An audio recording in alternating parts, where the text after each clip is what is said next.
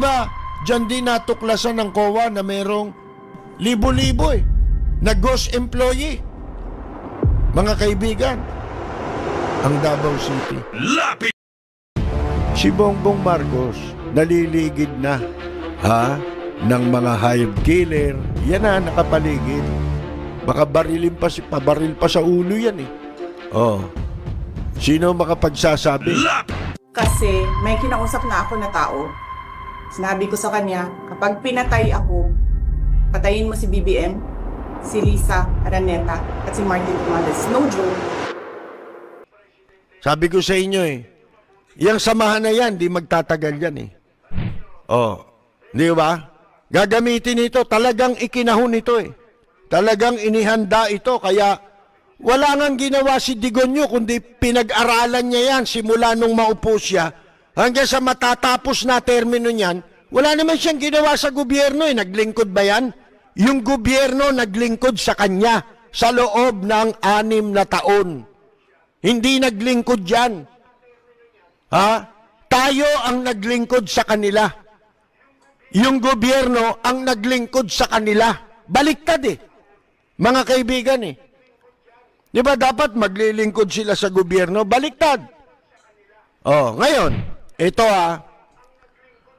magkakatotoo na yung mga sinasabi natin kapag hindi naibigay nitong si Bongbong Marcos ang lahat ng kailangan o hinihingi nitong pangkat na yan ni Digongyo. Gusto kong presidente mabait. Ayoko sa babaeng Hitler o babaeng anak ni Hitler. Sana maimbestigahan din yung pagkakasawi nito ni Kapper Silapid, no? Dahil dun sa assassination sa kanya, you can tell na talagang there's a big person behind it. And dito nga, habang pinakikinggan ko yung kanyang mga videos and yung mga conspiracies niya, no, yung mga teorya din niya, talaga nakakapangilabot talaga. By the way, guys, I came across these videos. Nakuha ko to kay Kabarek Ligalig. So, credits sa'yo, sir.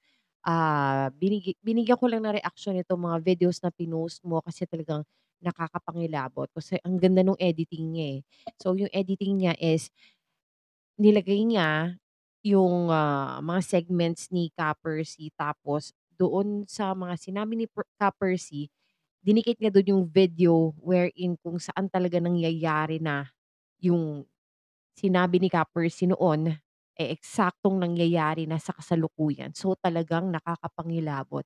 And grabe 'no, sobrang on point yung mga sinasabi niya and it seems like parang ang dami talaga niyang alam 'no. We don't know where is he getting this information, 'di ba parang sobrang lalalim ng mga bagay na nalalaman niya and it's finally coming out. Ngayon nagsisilabasan lahat at kung babalikan mo nga lahat ng mga sinabi ni Ka Percy talagang kikilabutan ka kasi matagal niya niyang sinabi lahat ng mga bagay na ito and then natandaan ng mga tao na si Ka Percy yung unang nagsabi nito 'no.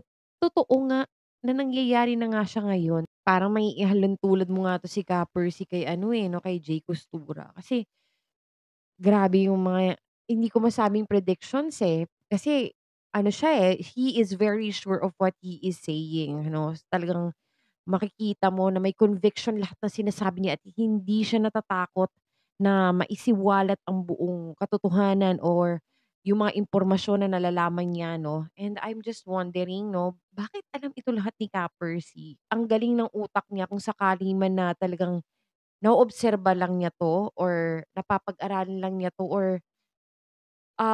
talagang he's reading between the lines kumbaga, Talagang nababasa niya kung ano yung mga nangyayari at ito nga binibigyan nga niya ng segment sa kanyang mga programa 'no at talagang doon niya dinedeklara. Kaya nga hindi ko rin alam, hindi rin naman natin masasabi kung ito ba ang naging dahilan ng kanyang pagkakasawi 'no, pero karamihan 'no, may mga teorya na nagsasabi na dahil nga daw sa mga isiniwalat ni Ka Percy kaya siya nalagay sa kapahamakan. So guys, once again, kung gusto niyong, ng ganitong mga klaseng mga video, subscribe po kayo kay Kabarek Ligalig sa YouTube channel po niya. Doon po makikita niyo po madami pong mga video si Ka Percy do'n na binalik-balikan niya tapos ina-attach niya yung mga present videos wherein umeksakto dun sa sinasabi ni Ka Percy. Thank you so much for joining me in this vlog. I'll see you in my next one. Please don't forget to subscribe. Bye-bye! Ay guys, o nga pala, I am starting my new channel, no? Yung dati kong channel, hindi ko na siya ginagamit. So, I'm starting my new channel. Ang channel name ko po is Auntie Mama Journals. So, kung hindi naman po kalabisan, please subscribe me on my channel. Thank you so much for joining me. Thank you so much. Bye-bye. God bless.